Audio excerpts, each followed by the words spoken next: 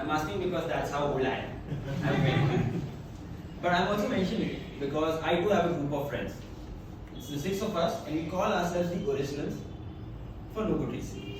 And I've known 5 of them. I've known 4 of them for around 10 years, and I've known 1 of them for 22 years. Yeah, we've known each other since we were born. In fact, we've been neighbors for the last 22 years. Our parents have been friends since they were 18. So we had a national camaraderie since the day we were born. But he's only been my neighbor for 22 years. See, two days ago, him and one more friend from the originals, the 2 of them, they left India to go to America to pursue their masters, to pursue higher education.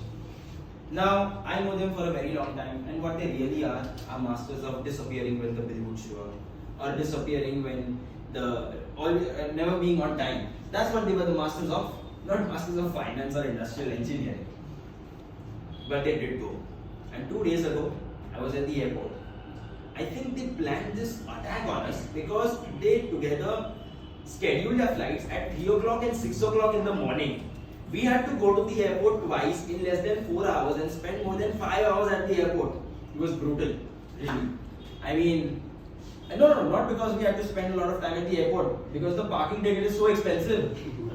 We could barely afford dinner that night. But what else would you expect from a couple of best friends, really? Would you really expect them to do it in a straightforward manner? No.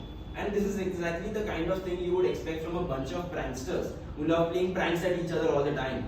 I remember when I was a kid, we were at a sleepover at one of our friend's house, and we decided to play the game of Dark Room. Now, Dark Room is a very simple game. Everyone hides inside their room, and the diner, he comes inside the dark room and touches everyone and guesses who they are. Very simple game. So that day, I was the diner, and I was standing outside the room waiting for my friends to call me. Then suddenly, my friend's mother, she walked outside of her room. So she asked me, what are you doing at 2 o'clock alone? Where is everyone? So I explained the game to her.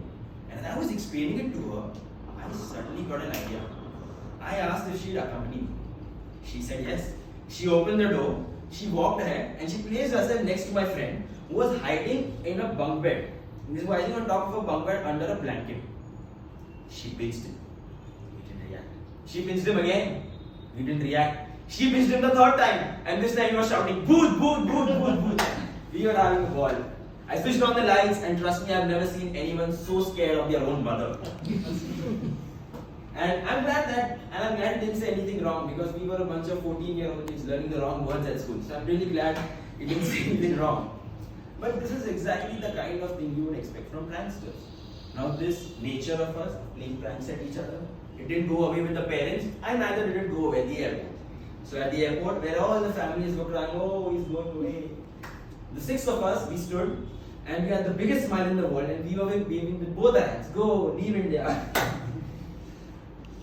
But this is exactly the kind of thing that you would do with a best friend, right? I mean, where else can you do this kind of stuff and get away with it? But in all seriousness, you only realize the value of something so profound, something like a friendship which lasts for such a long time, when you're at the verge of losing it. Unfortunately, when you're at the verge of losing it, or when you've lost it. I remember when my first friend was about to walk in. He was second in line to enter the airport, and we were all waving outside, like I said, waving with both our hands. And suddenly, we realized that, oh, he's going. This is it. The guy we've been meeting every single day for the last 10 years.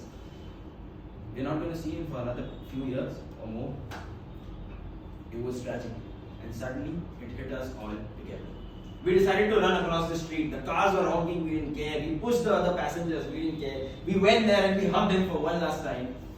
And suddenly we all realized just how valuable our friendship is, and just how much the bond means to every single one of us. Whether you have the fights, whether you don't talk to each other, whether you make a lot of fun of each other, whether you have doubts, in that moment it all mattered. And you realize that this bond was bound to last a lifetime.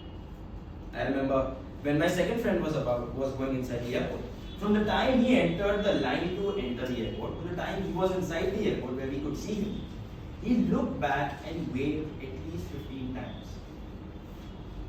And as soon as he went inside, where he couldn't see me, his parents were like mine because I've known them for a very long time, started crying in a way and started sobbing in a way I'd never seen. It was very different and tragic for me. I remember one of them, they took me to the side and told me, Dani, you have to come home now. You used to come to meet him, now you have to come to meet us. Because when you remind us of him. And that moved me. I had tears, I had goosebumps, and I didn't know how to react. It only made me, it only filled me with a lot of gratitude and made me value our bond even more. That no matter how far they may be, this long distance friendship will